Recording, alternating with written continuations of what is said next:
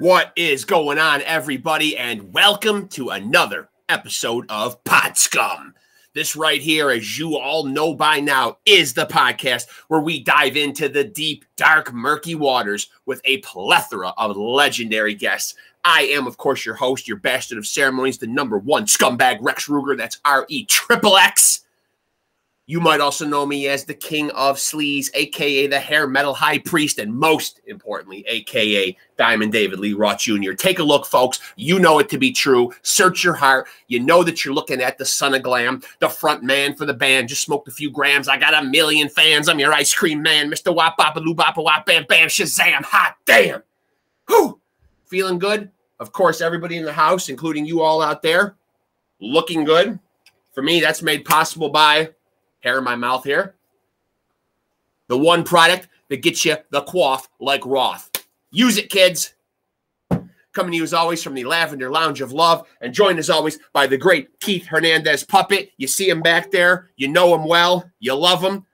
We together are bringing you the No Frills podcast. You don't get no frills, but you get plenty of thrills, and that's looking at this mug. So you're welcome. And if you are watching, be sure to like and subscribe to the Pod Scum YouTube channel and follow us on Facebook. And today, we have ourselves a damn good guest. And I'm excited about it. You should be excited about it. He's here right now. I'm excited about it. Let's get down to it and chop it up.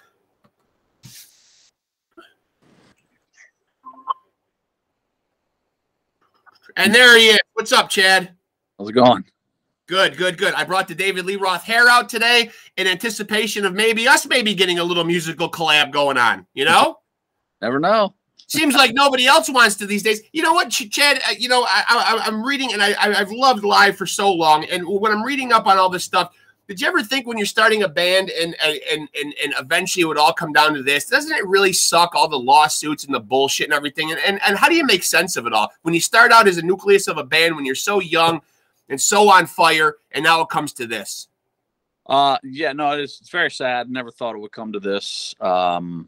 Just, you know, we were like a friggin' inseparable team, right? Starting out all through the '90s, and then cracks started to form in like end of the '90s and stuff. So it's, you know, I never thought it would come to this though. I never thought that I would have to sue Chad Taylor for financials for a company that I own part of. Yeah, it's pretty crazy. It's when you're sitting around wanting to be a rock star when you're in your teens. You don't think about lawsuits. Oh, not. Definitely not. It's just it's amazing. It's really amazing. But so now, you know, I've kind of lost touch with it. You know, it's so hard to keep track of what's going on. So Ed is live right now, and everybody else is out. That's correct for now. Okay. Yeah. Okay. Yeah. And so you musically have any endeavors or anything going on yourself right now? No, musically right now I'm not doing anything. Been concentrating on some businesses, working on those, and you know, being a dad mostly. And when did you know, to backstep a little bit, when did you first get bit by the rock and roll bug? When did you know you were going to do this and get drumsticks in your hand and really start to think of this as a potential career? Oh wow! When I was young, I always liked the drums. Like even I don't know, up until probably starting around 5 or 6, I would tap along and stuff. And a neighbor, a good friend of the family, had a drum, like an actual drum set set up in their basement, and I would always go at it when I was at their house and stuff. And I'd never sit down and touch it. wasn't really allowed to. And so I knew I liked the drums, and then we would. Like my cousins and I would play Kiss records, and I was always Peter Criss and play the drums. You're always the gateway drug too. I talked to so many musicians on here. Kiss is always that gateway drug. They really are. They do pots and pans on the bed, and you know the other guys were jumping around. So, and did you have supportive parents? You know, because a lot of parents, I know, like my son years ago, and of course, obviously, kids take up things and quit things so often. But he didn't get past coming home and just playing on the little hockey puck there and just practicing his stuff. It didn't go any farther than that. But did you have supportive parents? Because a lot of parents are like, "Oh God, the drums, really? You picked the drums?" Well, so I started playing saxophone in the school bands, and then neighbor kid had a drum set for sale at a yard sale when I was like, this was when I was 12, so I was 8th grade, and And so I decided to cash in some savings bonds that my grandparents had gave me, and for 150, and bought it. And they kind of had no choice at that point. But we had a 3-story townhouse where I lived, so they put me on the 3rd floor. And they could kind of hear me, but I was up there banging away for hours and hours on end. And then they eventually, once we started the band shortly after that. Like I was going to school with Patrick and Chad and Ed, for that matter, in middle school. And so probably a month or 2 after I bought that set and started messing around with it, we sort of put the beginnings of the band together. Yeah. Behest of our music teacher, because we were all playing music in the school band. So Chad played trumpet, so did Ed. I played saxophone. Patrick played bass and percussion. Patrick's the most talented musician of all of us. He can play anything. But yeah. So we got together under the guy's name was Mr. Karn, who was actually still teaching in the New York City School District, which is amazing. Wow. He put us together. He's like, I'm giving guitar and bass lessons to Chad and Patrick, and you're playing the drums. Why don't you guys do a band? And then we did the talent show in our 8th grade school year at the end of the school year, and we won, which was sweet. That was like the first time being on stage, having everyone scream and clap, and that you're like, oh, this is pretty fucking gratification. Cool. Yeah. That's nice. Yeah. But yeah, so that's. And what was and those first couple live albums, Mental Jewelry and of course Throwing Copper, a fucking masterpiece, man. What's the creative process like when you guys sit down and write that, though? Because you guys are still very young at that age. Is it collaborative, or is somebody coming in with the lion's share of the ideas? I get the feeling that Ed, from a songwriting standpoint, is probably very prolific and creative wise. He is, and he was, yeah. The process generally was we would get together at practice, and someone would have an idea already formulated, maybe Ed or maybe Chad, a guitar idea, maybe Ed idea, maybe some lyrics. And actually we started a few songs just from a Patrick's bass idea, like TBD. That was just Patrick down. But the whole process was us sitting in a room and just starting to hash it out. And that's where the magic of live was, where we were actually committed to being in a room together and hashing the songs out together, and not necessarily taking away any songwriting credits from Ed, but he wrote all the lyrics and melody, obviously. But the magic was the four of us getting a feeling from the song that we were working on and actually wanting to pursue it and being passionate about it. Yeah. Came through in all the songs, I think. And then that process started to change really probably after Distance to Here. Yeah. And that's around the time when Ed decided he didn't want to write with Chad anymore, because Chad was saying, I wrote this song and I wrote this song in the press, and Ed didn't like that. And what were they? Were they all the big songs? Were they like the Lightning Crashes and the I Alones and songs like that? Yeah, around that time it would have been Selling the Drama, and I mean, Chad came up with a guitar idea for Selling the Drama, but he would just say in the press, I wrote Selling the Drama. It's no, you didn't write the song. And I remember when you guys did the MTV Unplugged, which gets criminally underrated when people talk about Nirvana's and Alice in Chains and the Pearl Jam Unplugs, but you guys did a great Unplugged. But something very poignant that Ed said at the beginning of that was, he said, something to the effect of, and I'm just paraphrasing, excuse all the religious imagery up here, it's a York, Pennsylvania thing. What does that mean? And did you guys consider that you guys did infuse a lot of quote unquote spiritual themes into your music? And why is that synonymous with a York, Pennsylvania thing? What does he mean by that? I'm not quite sure why it's synonymous with New York, or why it's I mean, yeah, our music was very spiritual. That was due to mostly Ed being into spiritual books and things, and the first Mental Jewelry was all Krishnamurti. If you're familiar with yes, it. Yep. We are the world, and you are the world. Whatever. It's so that was so he Ed's been very spiritual. He was raised Catholic, but didn't really. I think he's kind of back to Catholicism now, but for a while there he strayed away from it and was into other spiritual realms. So, but I'm not sure why he said that about the York PA thing. I don't. York PA is not. I mean, we have a lot of churches, but everyone's not. Yeah, I mean, I'm a Northeast guy too, man. I'm here in upstate New York, man, and so I found that very very interesting. I didn't know if that particular area of Pennsylvania is a lot of fanatical religious people there. I mean, yeah, I don't think so. I mean, not that I know of. We have a lot of churches and a lot of bars here, so And now 2014, you put out an album called The Turn, and that's all of you guys, but with Chris Shin. Correct. Yes. Yeah. And what was the impetus for that, and how did that come about? Because at that time, was it sorted out, like, you know, or was it still debated, like, you know, who was live, who had the rights to the name live? I mean, you know, how did that all work itself out? And you know, how did Ed perceive that? I mean, because that was weird. I mean, you know, it's like, and that has been done by a lot of bands now, like where you'll see the singer with a bunch of other guys, or the bunch of other guys and the original singer. Right. Well, the way that came about was that when we were touring in '99 with and 2000 with Counting Crows, we were co-headlining, and this band named Unified Theory opened up for us. And Unified Theory was Chris Shin, Christopher Thorne from Blind Melon. Mm-hmm. I think that was Brad Smith from Blind Melon, and then Dave Cruzen on drums, who was, you know, prolific on Pearl Jam. Yep.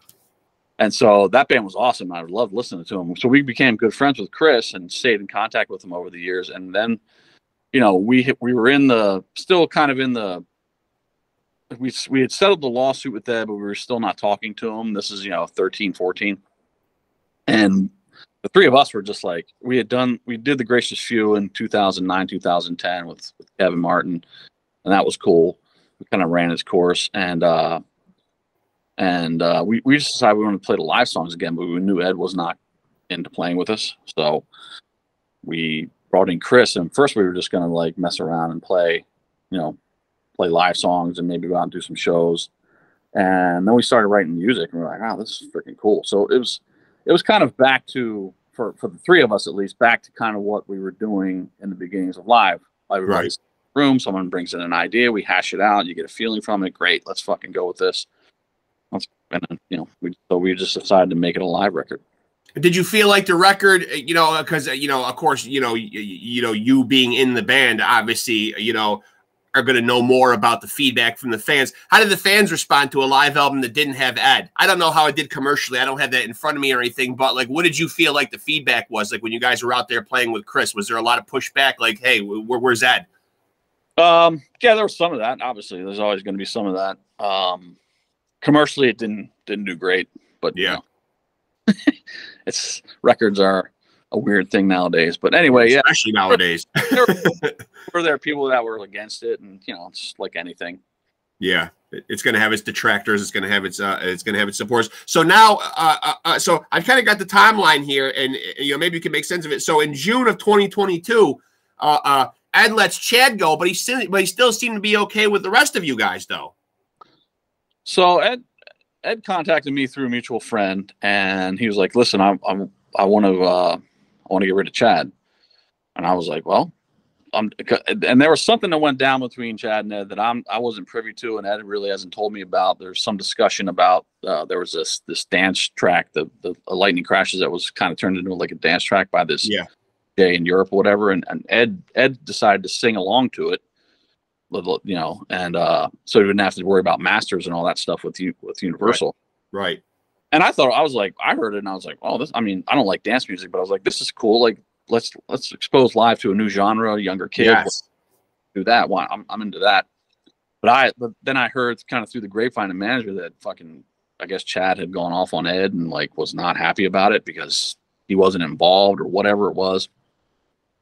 And I was already at odds with Chad because of the whole financials thing, like I said earlier, you know, and so when Ed came to me, he was like, hey, I want to vote out Chad. I'm like, okay, let's do that. And so at that point, it was just Ed and I, and then I was like, let me work on Patrick, because I had been trying. Patrick is a third of that company that I've been trying to get the financials from. So I was like, let me go back to Patrick and see if I can get him to, you know, to work with me to try to get the financials from Chad, and see if he'll side with me in that, and you know, and he'll be in the band.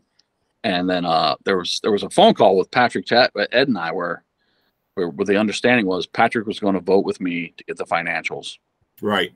And we would be in the band. We'd just move forward, right? And Patrick never did that, and so that was like, we had booked some shows, 5 shows at the end of 22, and Ed called me back and he's like, listen, man, I know you're going to sue Chad, and I just don't want to be part of the drama. It doesn't have anything to do with me. Yeah. three of you have going on. And I just can't have like the drama associated with the band going out. I just want to do music and be happy. And I'm like, he's like, so I can't have you playing right now. I was disappointed and not happy about it. I mean, I kind of understand, but on the other hand, it's like, you know, I voted with you to do this. Like, what's right? Some solidarity here. Yeah. I'm not going to bring it up to you, and I'm not going to involve you in it, but you know, so that's kind of how it went down. And now, do you feel like this relationship at any point in time, man? Because, you know, obviously the world is so nostalgic right now. People love these comeback tours, or they love when people are doing these long farewell tours. You know, everything that's old seems to become new again. Do you feel like this could ever be revisited? And even without Chad Taylor, do you feel like you and Patrick and Ed potentially somewhere down the line could work together again? I think that there is a chance that could happen. Yeah. Yeah. But I don't know when, but yeah, there is a slight chance of that. Is it something that you hope for, or is it something where you look back on your career and say, I've done so much that I would be okay if my musical career were over? Or do you still have aspirations of wanting to do stuff? Right now, I mean, you talk about being a parent and stuff and having businesses and stuff. And, you know, I mean, maybe you're content at this point in your life without even being in a band. I mean, right now it's not something I'm even, you know, thinking about at this point. Yeah. So yeah, I'm playing, and I'll sit down here, and I started a YouTube channel just for fun to show fans or people that play drums how I play the songs, like from different angles. Yeah, it's great. It's great. Yeah, yeah, I love it. And so when you do the Gracious Few with Kevin Martin, another great singer, just saw Candlebox last year. It's such a shame too, man, that they're actually going to hang it up, or so they say. Yeah, Kevin's been saying that for a few years, but yeah, they were incredible. Yeah, great. Yeah, I mean that was completely dysfunctional band too. They were just kind of dysfunctional from the beginning. Like he and but have never really gotten along, and that's a shame. But I think Pete just played a couple of shows with them down in Florida, which was cool. And is that anything that you think ever has like a future of being revisited? You did one album, right, in 2010 with the Gracious Few? Yeah, we did one album. I don't know. That's a good question. Never say never. Never say never, but yeah. We'd have to mend the fences with Patrick, Chad, and I.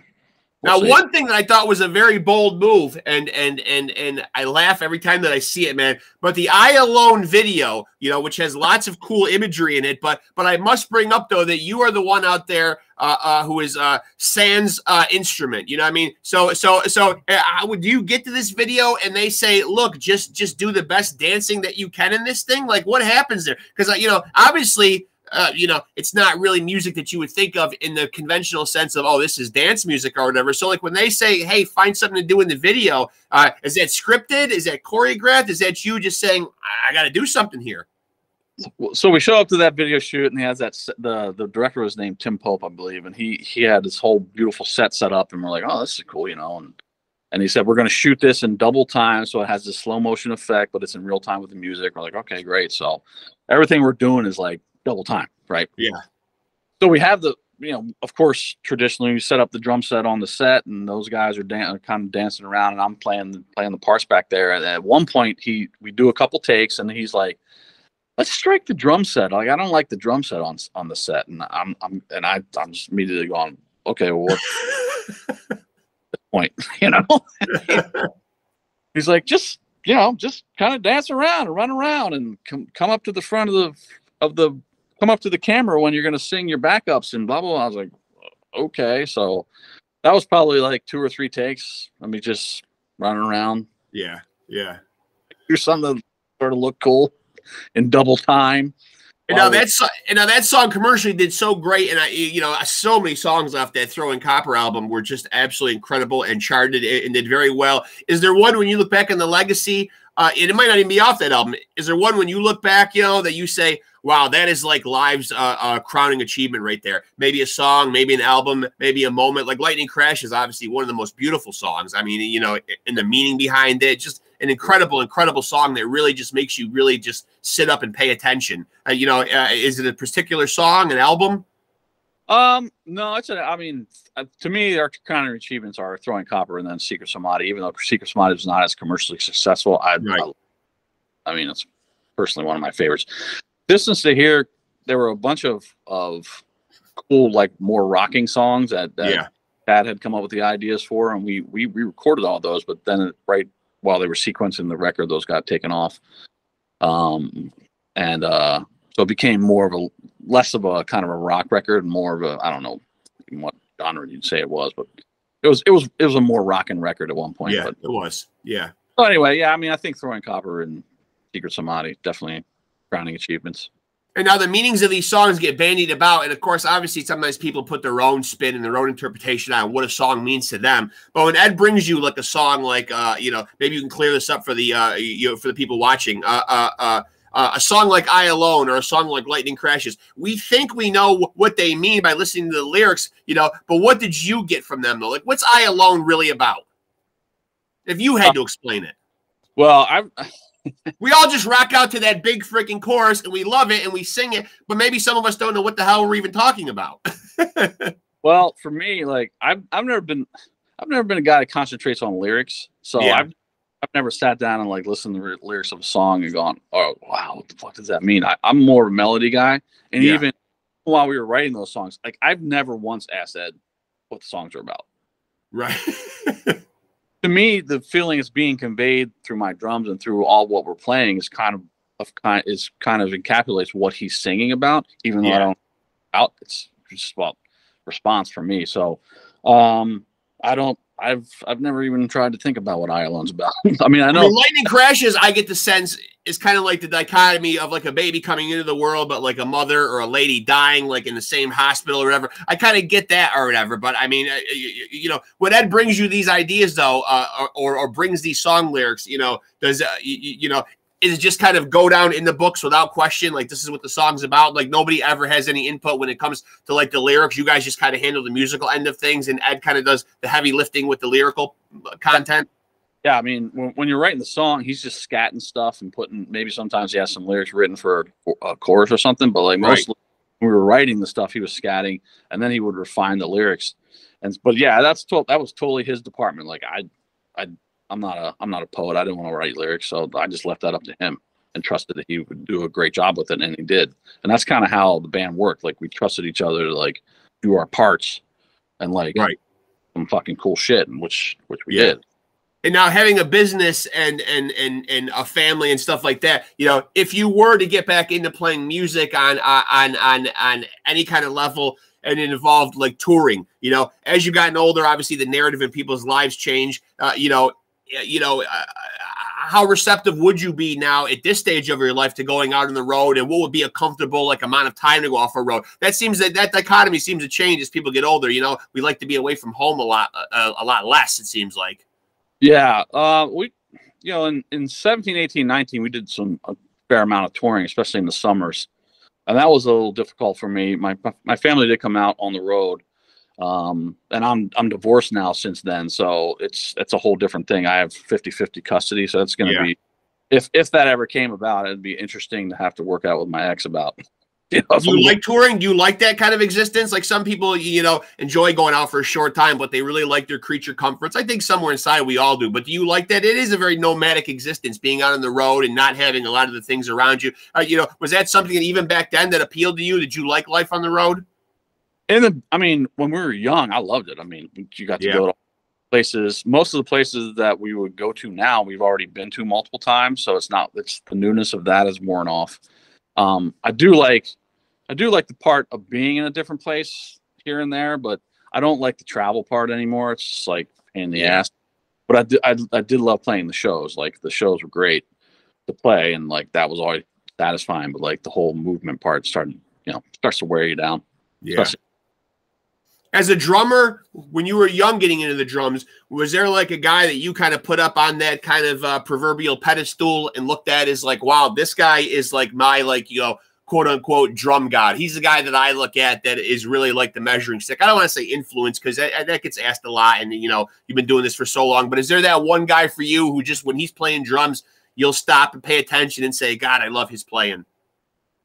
The one guy is Larry Mullins Jr. from U2. I've been a huge U2 fan for a long, long time since middle school. Yeah, and I've always liked how he uses the toms and like the beats that he does, and how he plays to the song instead of trying to play the There's a lot of drummers that do that, but like I don't know. He's always been my guy. I've always liked him the most.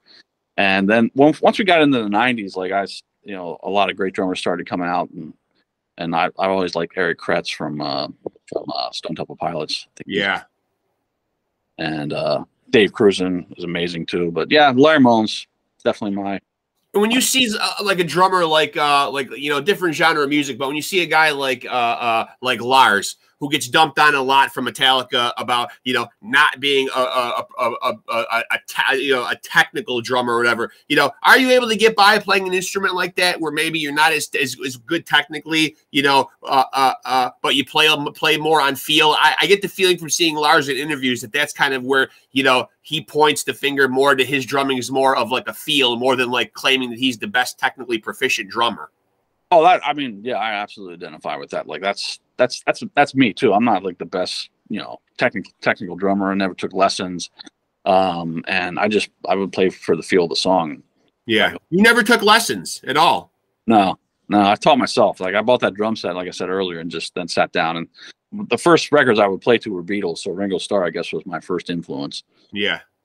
And then I hear that story about people picking up instruments and learning them a lot, but you hear a lot of guys teaching themselves the bass or the guitar.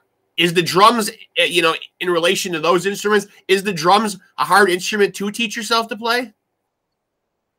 I would think in many ways it's easier because the bass and the guitar, you got to learn scales and notes and know all that stuff and music theory more so than just playing drums. But for me, it was just I've always gravitated to doing things that come to me naturally, and the drums just came to me naturally. Yeah. Started figuring it out. Now when Throwing Copper comes out in 1994, that's kind of right,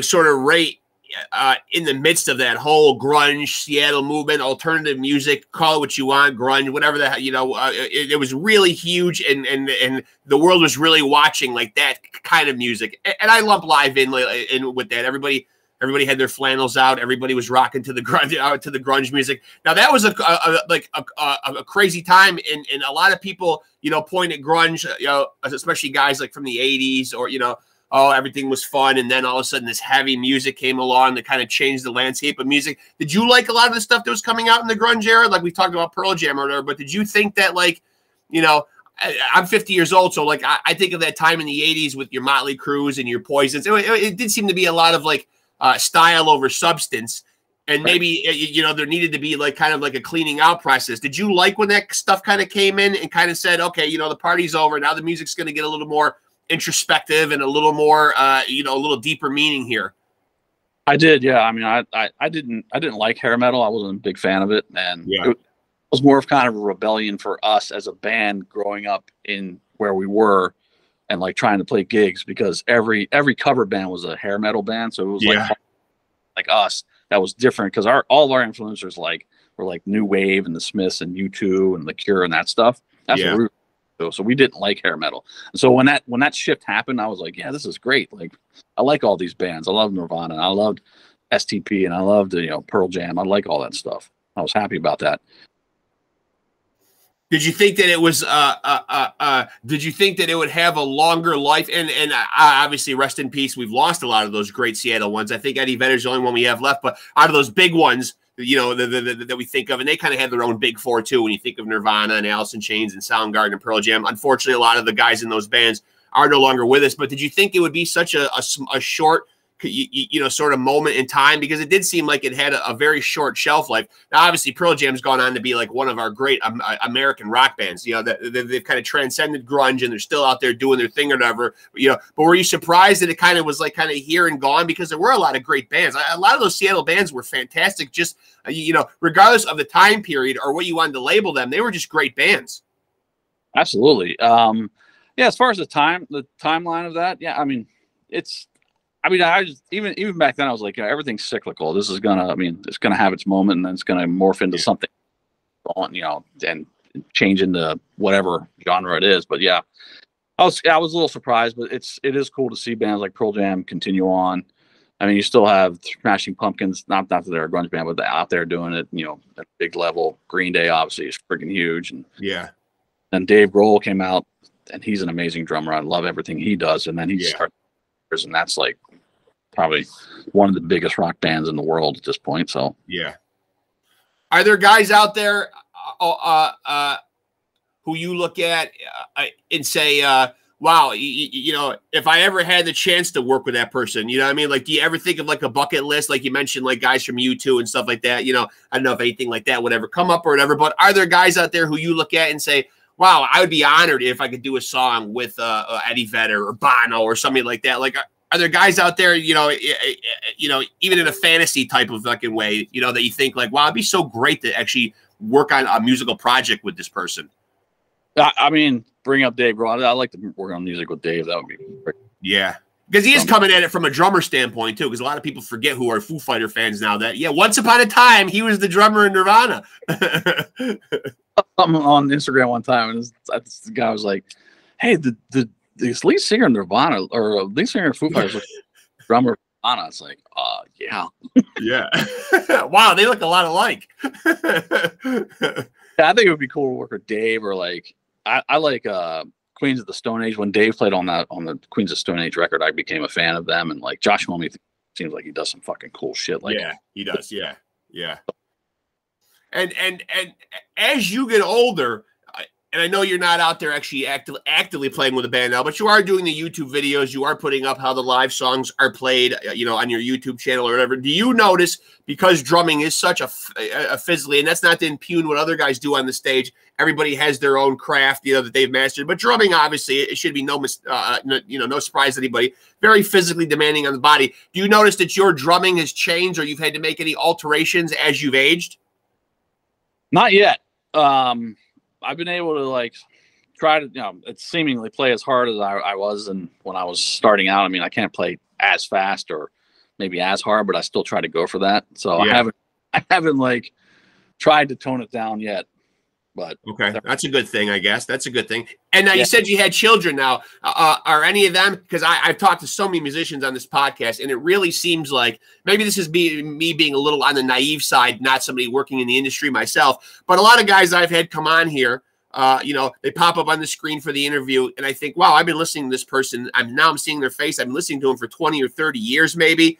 You know, I just automatically think, okay, they've been doing music this long. They've got to be set. Maybe that's just my own being naive. They're, you know, they're living in an ivory tower somewhere, rolling around in money or whatever. But, you know, so when they say they have a day job, I get very surprised by that, though. But it is very feast or famine now, being a, you know, it seems like being a musician nowadays. I mean, a lot of these older bands, they're still out there. They still got to schlep around all over the road and hope they can sell some T-shirts in order to make it. I mean, it's crazy. Did you ever think that the music industry would be at this point with the streaming platforms and album sales being almost obsolete? Now, you know, did you kind of see this coming? And if you did, is there anything the record companies could have done to maybe, you know, harness this somehow and get musicians paid better? I saw it coming with Napster. Like, yeah. And the record label's reaction to Napster. I was like, that, even back then, I was like, that's complete. They should have embraced that from the beginning. Like, yeah. They tried to shut that down. They did shut it down, whereas they should have just embraced it and became part of it. And I think that the record companies would have, at that point, sort of slid into the digital age in a much earlier and much more, I don't know, natural way. If they would have been basically bought Napster and became it, would have been much better. But they fought it, and then streaming came out, and at first, like, you know, record companies weren't making any money. Like the whole friggin' economics of the whole industry changed almost overnight. Right. Yeah. I mean, back in the 90s, especially, you know, up to the 90s, 2000s, like, you could make a lot of money on the road, and you can make a lot of money from records, publishing stuff. And then that whole part of it went away, and so it was just on the road and merchandise. Right.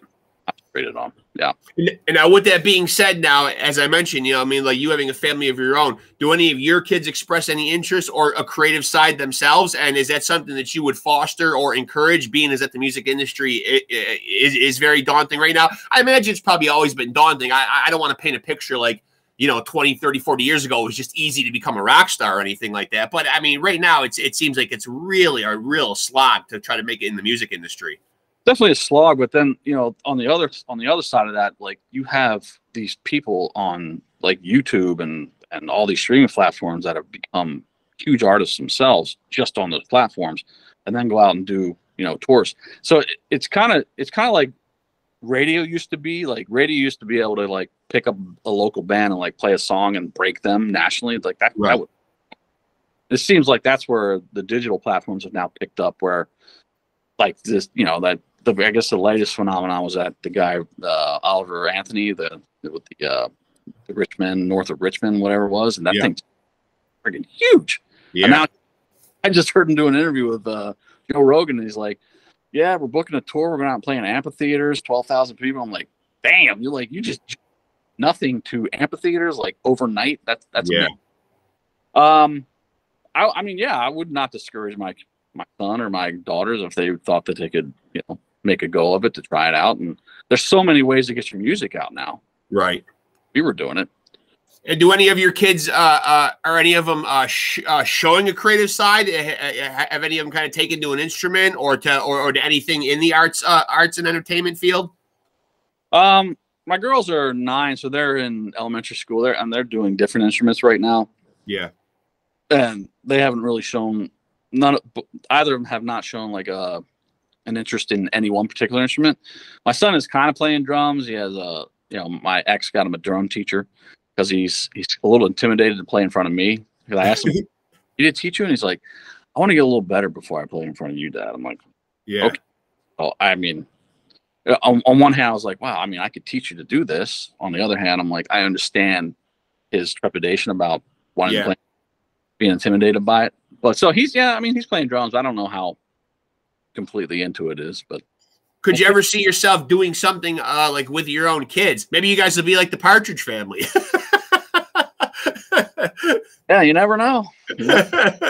And so when he says he's intimidated to play around you, you know, that leads me to ask then, what are your kids' opinion on like what Live did? I mean, you know, because I'm always fascinated by that generation gap. Because I'll have people to come on here and say, you know, I'll ask them like, what do your kids think of your music? You know, and you know, a lot of the kids, you know, it's not their cup of tea. Especially when I have guys from like metal bands on here, or guys that play thrash or death metal or something like that. Maybe it's not their kids' cup of tea, and you know, their kids are trying to push. No, I like this a little bit more. I mean, how do your kids feel about what Live did? I think when they hear on the radio, like I think they get excited, and they've told people at school, like there's some teachers out now that know who I am. So I mean, I think especially my girls are excited about it. My son's 13 right now, so he's like, you know, that's an awkward age. Yeah, that's kind of. But I mean, they've all been on the road with us and watch shows and stuff. And actually my son, his name is Phoenix, he turned 10 in Phoenix when we were on the road with Bush in 19. Yeah. Brought him up on stage and like, you know, got everyone to sing him a happy birthday. And, yeah, that's great. What a tour package too, man. Live in Bush. Jesus. Yeah, that was cool.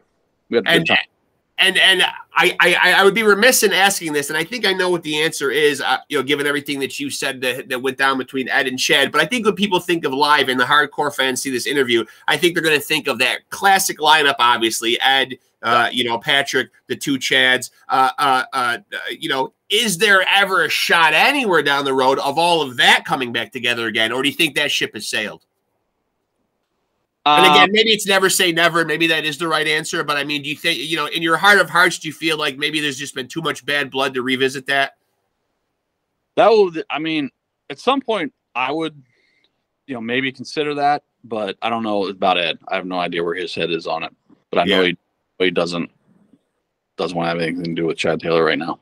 So. Well, come on, Ed. Let's look at it a little bit on the spiritual side here, Ed. Come on, this is a great band. We could, you know, we could bury the hatchet right here and mend fences. But you know, I do understand it though. You know, there is certainly like a dirty side to it and a business side to it, and you know, obviously things come up or whatever. But how do you think all this will shake out? Because I got down here. So November 22, you filed a breach of contract lawsuit. Is that anything you could talk about, or is that still something that's kind of in utero, so to speak, or has that yet been resolved? Oh, you mean the lawsuit against Chad? Yeah. That's ongoing right now. Okay. So I understand if you can't say stuff about that. You know, I completely respect and understand that. Yeah. So it's a work in progress right now. Yeah. Yeah. And you feel like without divulging too much that will come out successfully in your favor? Does it seem like it's going well at least? Yes. Okay. And so you yourself, you're not really doing anything in a band right now, but do you still, obviously you're playing drums all the time because you're putting up the videos on YouTube, but do you write music at all, or write songs or write lyrics, or do you usually just stay in the lane of drumming? I've always stayed in the lane of drumming. Yeah. Yeah.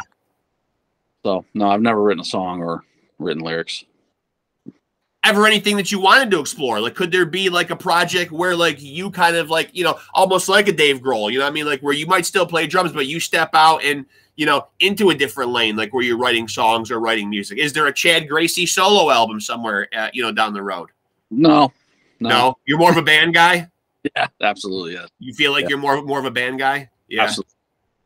What is it about the band thing that you like? Is it just because you have that old school mentality? Like it's kind of like a brotherhood. It's kind of like a gang of, a gang of guys kind of, coming together to make something magical happen. Yeah. I think I like the magic of bands, the magic of four guys getting in a room and just, making stuff happen. And I'm kind of an introvert, so I don't want to really be the center of attention, if you will. So I'd never want to be like the lead singer or stand up there in front of everybody.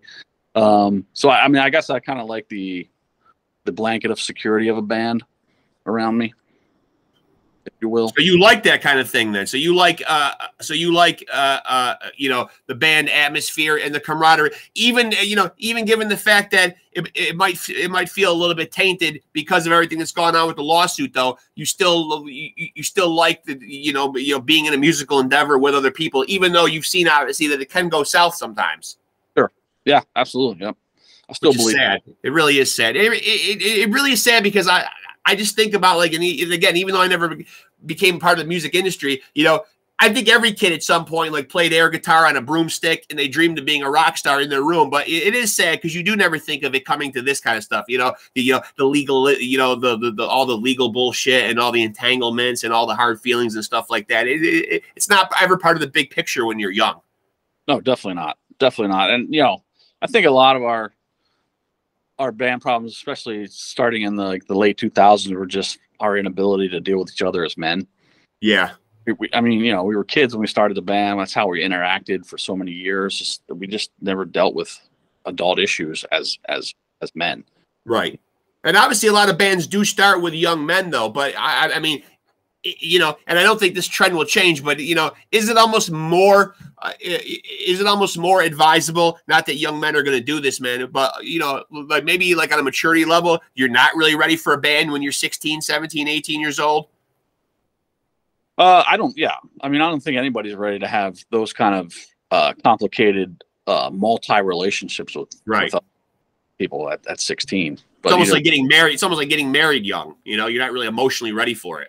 But at that point, you're just singularly focused on one thing and making, right. Push all the other shit to the side. And, there were fights and stuff when, Ed wanted to come and change publishing percentages and, and rightfully so, because he was writing this, the lyrics and melody. But we got through that stuff, but never actually dealt with it. Like we yelled and screamed and then we agreed to go on. It was funny when we came back together in 2016 after the long hiatus with Ed, I was suggesting, well, at least to Chad and Patrick, like I think we need to do group therapy, like watch Some Kind of Monster for Metallica, Some Kind of Monster. Yeah, we need a group therapist. We need to hash all this shit out and like go forward with a clean slate. But at the time, Chad was like, "No, I talked to Ed. We're just gonna move forward, and not bring anything up in the past." I'm like, "Okay, that's gonna work." And that's not healthy sometimes. That's not healthy, just skirting around stuff like that. And really. And so, like, when you look at, I'm glad you brought that up. When you bring up, because Metallica, certainly took a huge whipping for that about airing out their dirty laundry, But I thought that it was kind of, in order to salvage like a big machine like Metallica is, you almost needed to have that happen though. So that's something that you would be receptive to, because a lot of guys do kind of put on like that macho, bravado, like, oh, we don't need no therapy or anything like that. But you saw those problems coming and thought, wow, this could be something that's beneficial. Look, how come Metallica did it? Absolutely. Yeah. I loved watching that from Metallica as a band going, I mean, this would benefit everybody. Like, we could work some shit out by doing. It's like a dysfunctional family. It's like 4 brothers. You know, I mean, I was totally willing to do it. That's why I brought it up. I'm like, we need to do this, or this is going to implode again. Right. Mostly because of the dynamic of Chad and Ed. Like, I knew this was going to fucking explode again. It was just a time bomb. Right. At your biggest, when Throwing Copper comes out in 1994, how crazy did it get? Because obviously, you know, and again, earlier, you know, the aforementioned, you know, grunge era. And, you know, I mean, it seemed like any band that had a certain look or a sound back then, you know, was just huge. They were put under the microscope and they were like, you know, really made really huge. I mean, anything that an alternative rock band touched back then, I mean, really turned to gold. I mean, you know, when Throwing Copper comes out, how crazy did it get? I mean, like, was it just like nonstop all the time? Yeah, Throwing Copper came out. You know, Mental Jewelry was out in late 91. Yeah. And we had moderate success with that, and it set up Throwing Copper really well. And so when Throwing Copper came out, Selling Drama was the first track, and that went to #1 in modern rock. And we were like, wow, this is great. So basically we started in clubs on Throwing Copper, and by the end we were doing arenas and amphitheaters. Yeah. In the beginning of 94, and April 94, we were doing like clubs, and then we graduated. The summer of 94, we did an amphitheater tour with a thing called WOMAD, which is a Peter Gabriel's world music thing. That was our first time being in amphitheaters. And then by the following summer, we were, and our booking agent was like, yeah, next summer we're going to be playing these amphitheaters headline. We're like, what? Yeah. It was amazing. And then we were doing arenas and stuff. So that was like, but we were on tour for that record like 18, 19 months straight, maybe a week here and there. So we were, by the time the end of the 95 tour rolled around, like October, I think it was, we were freaking exhausted. Even at 24, 25, we were just like, can't. Yeah. I mean, the White House called and wanted us to play at the White House. We were like, no, we're tired. What? Nah, not today. I'd rather have a nap than play at the White House. We were like, why was our manager like, go to a fucking island and fucking, we had all the money, we had everything we needed. We could have went to an island for 3 weeks, fucking had massage day and relax, gone out and done more tours and gone to the White House and played. And what was COVID like? If you can think back like 3 years ago, 3.5 years ago, when everything went off the rails with COVID, how did that affect anything that you had going on at the time? I'm not sure like where you guys were at as a band at that time. I don't have that in my notes, what was going on particularly for you guys in 2020. You didn't have an album out or anything, or like you weren't in an album cycle or touring necessarily to support anything, but did it derail anything when all of a sudden, you know, because I talked to so many bands on here and you know, so many bands got the plug pulled on stuff or they had just dropped an album and they were getting ready to hit the road or whatever. Did COVID affect you guys or you specifically, you know, in a negative way? I mean, obviously, apart from getting sick. Absolutely, yeah. We did 3 shows at the beginning of 2020. We were set to go to Australia in the spring, I think around April, and of course that went away. And then we had other stuff in the summer we were going to do. Yeah, so it just blew all that out. Yep, that was all gone. Did you get sick? And did you get sick yourself with COVID? No, never got it, huh? I think I got Delta back in the end of 21, whenever that was coming out, or whatever. 2020, whenever that came out, I think I got that, but I didn't test myself. So whatever. What a crazy time though, right? Crazy time in history though. Yeah, especially to look back on it with fresh eyes. It's like nuts. I mean, I work in healthcare as a nurse is my day job. So, I mean, like we literally like within a couple months ago just stopped with the masks. I mean, but they had become part of our uniform. I mean, for the better part of 3 years going to work with a mask on every day. I mean, it was hell. Oh, yeah. I did not enjoy that part of it for sure. No. So, you know, here's where I usually ask one of the toughest questions right here, completely unrelated to live, but Chad GRACEY's getting dropped on a desert island. What's the desert island album that you have to bring to listen to till the end of fucking time? I mean, as we spoke earlier, probably Joshua Tree for me. Joshua Tree. And why that album specifically out of the great catalog of U2 albums? I mean, obviously it's a fantastic album, you know, but did it speak to you on some kind of level and how, maybe what songs? It was it was when we were that was like the end of high school when that record came out for us. So we were, I mean, I was just really into it at that point. I was a U2 fan up and obviously until that point, and then that record came out. I was like, wow, this is like a fucking masterpiece, and still is. Yeah. I think. And so, I mean, I just like love every song on there. Larry's playing is freaking awesome, and just the sound of the record, just everything about it. Bono seems like he's a guy that can bring people together and heal people. Maybe he's the guy you need to sit down and mediate the whole like live thing. You know what I mean? Bono seems to bring like a peace and you know, to people. You know what I mean? He's out there healing the world. He really is.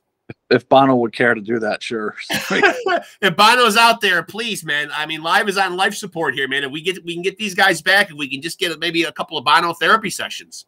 That'd be awesome. He's not doing nothing he's not doing anything too big. Just you know, just lead singer of one of the biggest bands that ever lived. I mean, what else to do? And now, what did you feel like when they actually though had that one moment that really infuriated people, when it seems like everybody just got an album from them automatically put onto their iPhones? I didn't like that, even as a fan. Even as a fan, you didn't like that? Oh no, that is nuts. That is very pretentious to say, like, hey, you know, I mean, we just know the world is going to love this album so much, man, that we're just going to heave it onto you, whether you want it or not.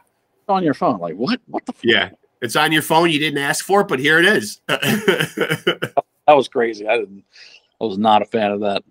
Well, I certainly encourage people, you know, especially prospective drummers, but just anybody. I mean, I'm not a drummer, but I find going and watching you play along one of those songs extremely fascinating. And you know, like I watched the I Alone one the other day, and I thought, wow, it sounds like there's such big drums and so much going on.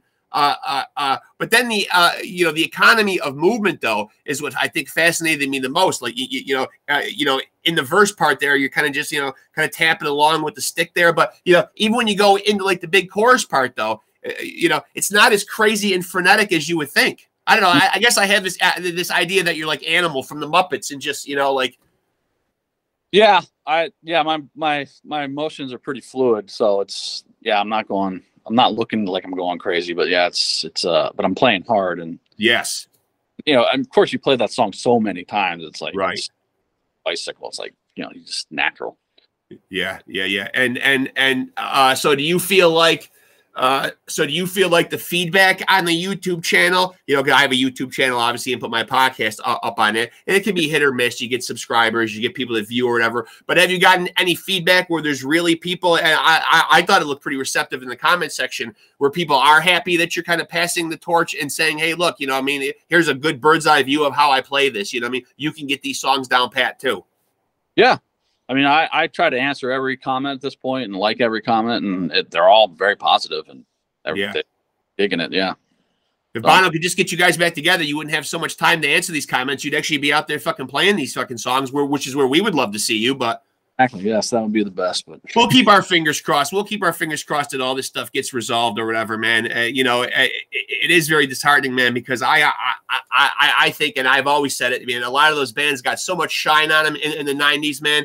And of course, you guys from a commercial standpoint certainly did well and are, you know, hang right there with the Pearl Jams and the Soundgardens as well. But I always just kind of thought, man, like from a songwriting standpoint and from a melody standpoint, you know, at least me as a fan just kind of thought, you know, I mean, people didn't quite have you guys ratcheted up there with the rest of those bands. I don't know. Did you ever feel like maybe you were not as appreciated as some of those other contemporaries in the 90s, or maybe didn't get the shine that some of those bands got when, you know, where it seemed like the microscope was really on Seattle there, especially for a while?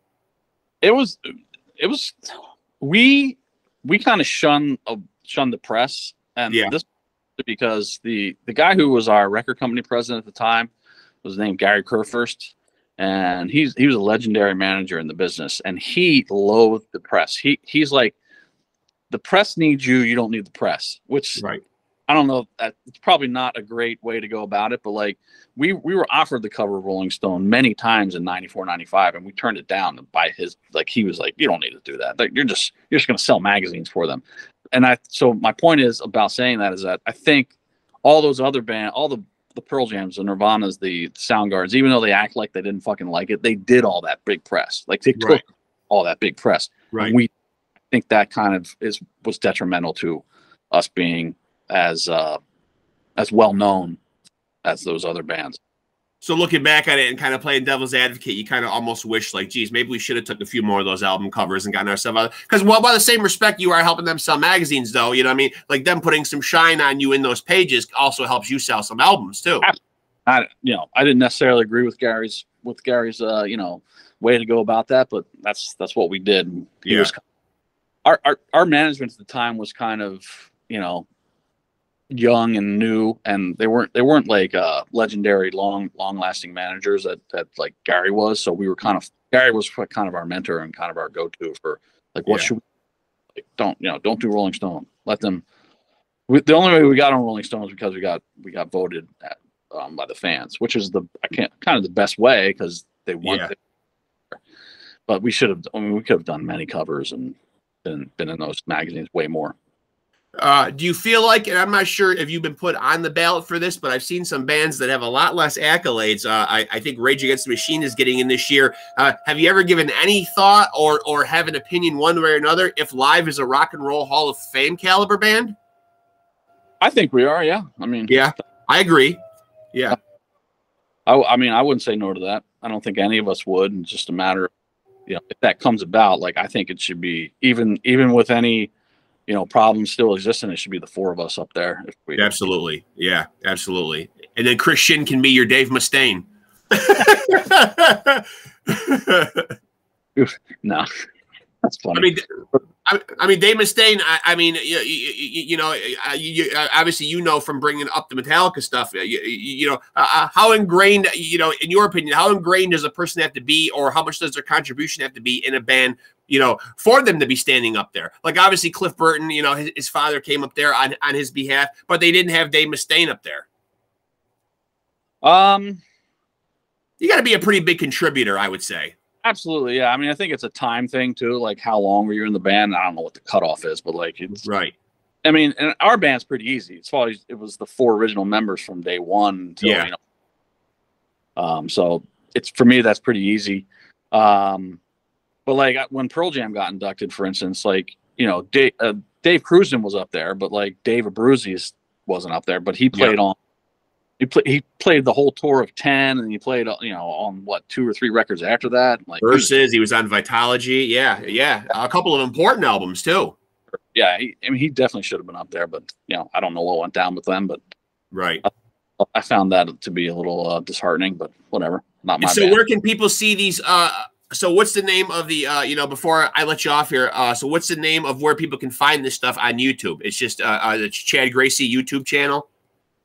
Yeah, there's to look up the actual link, but yeah, just search Chad GRACEY on YouTube. You should be able to find it. And I'm also doing a podcast with a friend of mine called The Gracious 2. Okay. Facebook and Instagram, but we do a weekly live podcast on Tuesdays at 1 p.m. Eastern, 10 a.m. Pacific. And what's the format? And what's the format? Guest, or is it just you guys talking? Both. I mean, we're a little bit of both. Live fan call in, or like an old buddy of mine from back in the day in York here, or somebody call in, like, and just shoot the shit basically. So you're in York right now, but you're out on the West Coast right now, though. So are you just back seeing family? Yeah, I come back here a lot to see my mom and my brother live here, and yeah. And I got to make sure you get back out of Dodge before the snow starts flying, though. Right. Yes, for sure. Which could be any time now. It's getting awfully cold here in upstate New York already. I mean, I don't know. I'm going out and I can tell that I'm getting into start the car in the morning territory, which I know is starting to take a turn for the worse when that happens. Oh yeah. There's been a couple of nights where it's been been warm during the day, and I've gone out to like dinner or something. I come out of the restaurant, I'm like, wearing my t-shirt. I'm like, oh shit, it's cold. Like, yeah. The Northeast, the good old Northeast. Yep. Tuck tail and run back to the West Coast before the snow starts flying. That's the best way right there. I'm glad we finally got the chance to do this, though, man. I really appreciate it. I do hope we can stay in touch, and hopefully we can do this again sometime down the road. Absolutely, yeah. Let me know. Yeah, really enjoyed talking to you, man. And I encourage people to go check out the podcast and go check out the YouTube channel, especially prospective drummers. There's a lot to be learned and a lot of wisdom to be gleaned there. And I like the way you do it from like multiple camera angles, from the side, from over the top. It's done and shot really well. Thank you. Yeah, the production's good. You can find me on Instagram that has the links to all this stuff. It's at the Chad GRACEY. Okay. Fair enough. Fair enough. And Bono, if you're out there listening, heal these guys. Let's get them back out there together. Come on. We need the Fab Four back together. There you go. Bono. Yeah, I appreciate you, though, brother. Thank you so much for doing this and taking the time and do it. I'm glad we were finally able to, we've been cultivating it for like a couple of weeks now, but I'm glad we finally were able to get it done. And I appreciate you, man. Thank you so much. Well, thank you, too. I appreciate me on. Thank you. Yeah. Talk to you soon, Chad. Thanks so much, buddy. All right. Take care. All right. Yeah. Later. There he goes, folks. That is the great Chad GRACEY, the man behind the drum kit for York, Pennsylvania's very own Live. You know him. You love him.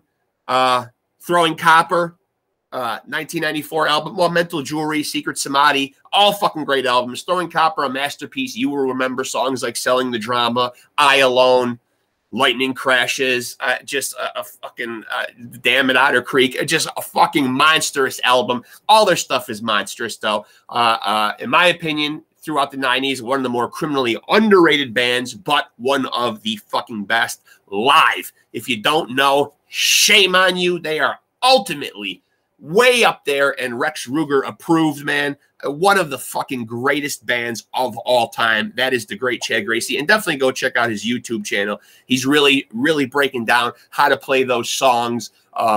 It's done with a multi-camera view, so you feel like you're right there next to him watching him. There's over the top of his head views. You can really glean a lot of wisdom and really learn the craft of how to play these live songs and play them the right way. Plus, you also heard he does a podcast, The Gracious 2. Go check that out. Support whatever he's doing out there, man, and really appreciate him doing this. And I hope you guys enjoyed that episode. It was a real honor having Chad GRACEY from Live on here. And remember, folks, until we get together and we do this thing again, and we will do it again, please remember to take it easy and keep it sleazy.